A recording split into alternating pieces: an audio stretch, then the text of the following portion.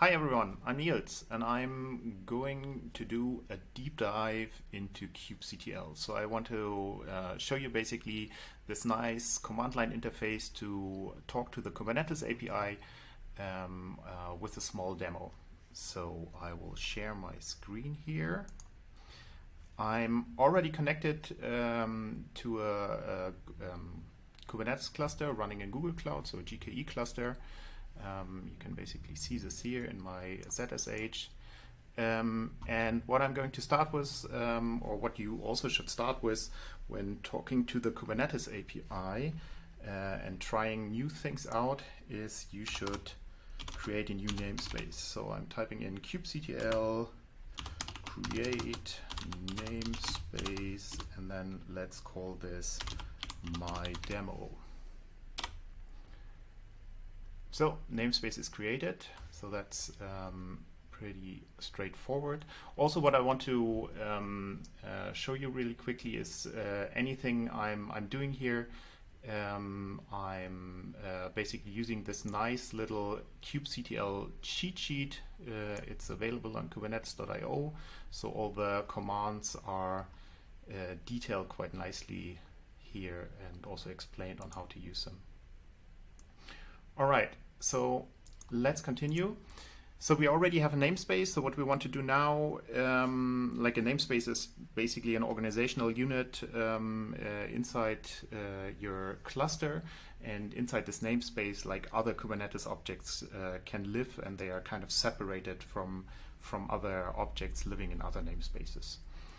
So what we are going to do now is we can basically check, for example, like what do we have running in terms of pods in this namespace.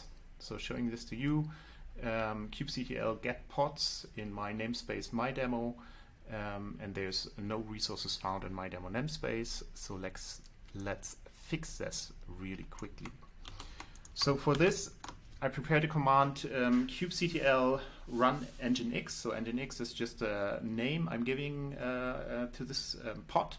And this pod will run the image called in nginx latest. So this comes just from Docker Hub, and it will create this in my demo namespace. So if I now go back to list the pods in my namespace, I now have nginx running there, which is nice. So in order to access this namespace, we can do like kubectl port forward. So the idea here is that nginx is now running in my namespace, and nginx has also a small UI by default. And in order to access this UI, I'm going to port forward into my cluster. So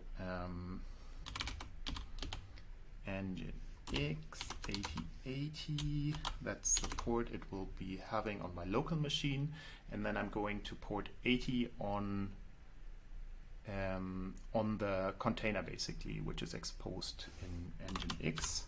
So I'm using namespace my demo, and now I'm forwarding all requests from my local machine to this port inside the container. And I already prepared this, so if I just refresh this page, it basically shows you it goes to localhost 8080 and then shows the welcome page of this nginx container. All right, so another nice thing you can also do with kubectl is, for example, you can get the pod logs or the container logs basically. So for this we do kubectl logs, and then we want to get them from nginx in the namespace my demo. And you can basically see somebody, and it was me, was just accessing from a Linux machine this pod. So you just see basically that I've been accessing this, and we can just show this again, like doing another access to the pod basically, and then getting the logs, and there is still the same access showing. Okay, fair enough.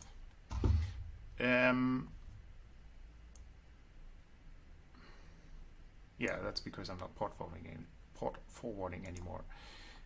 Anyhow, so we have this pod set up and we can access this logs, but now we basically want to talk a little bit more, like we have now an application running and we want to be able to configure this application, right? So in order to change, for example, the code which is running inside the container, we would need to update that image. So this is one part of application configuration management, if you want to call it like this. In order to check basically on your pod, like what image is running, there's a couple of ways to do this, but one of them would be describe nginx describe actually what object we want to describe. So it's a pod in my namespace, my demo. So what you get now here is at the bottom, what's very interesting is a couple of events which happen basically. So when this was created, it was assigned to a resource. So this is basically the node the pod was assigned to. It was pulling the image, nginx latest, and then in the end basically started the container. So these events are actually quite nice to see and always good to check if you have any troubles with your containers running. And here you can basically see like my pod is consisting of one container. The name of the container is nginx, and it's basically running this image, so nginx latest. So what we can do now, or just want to quickly show you another way of checking on those things, is you can also do like kubectl get pod nginx and then namespace my demo, and then we want to have the output in YAML. So this will look like this. So this is actually showing like the whole pod definition as a YAML file, which is kind of nice because this really gives you like all the information there are, which the Kubernetes API is storing for you for this pod. And here you can also see like under specs, containers, you can basically see the image name, nginx latest. And it's also possible, like if you don't want to have YAML or want to process this maybe with a different tool, you can also show this information in a JSON format, and then it's pretty much the same. So you basically go to spec containers and then to image. And this JSON format is quite interesting because it gives you nice possibilities to also work with this from maybe other scripts or things you want to write on top. And it also gives us the possibility to, for example, change things in the structure. So I prepared a little bit longer command here for you guys. So this is an example on how you could update the image for this pod. Like there's more ways to do this with kubectl, but this is one thing I want to show. So there's a command kubectl patch, and you're patching the a pod resource called nginx, and what you're basically applying here is a JSON object which is exactly talking to specs, containers, and then the name nginx, and then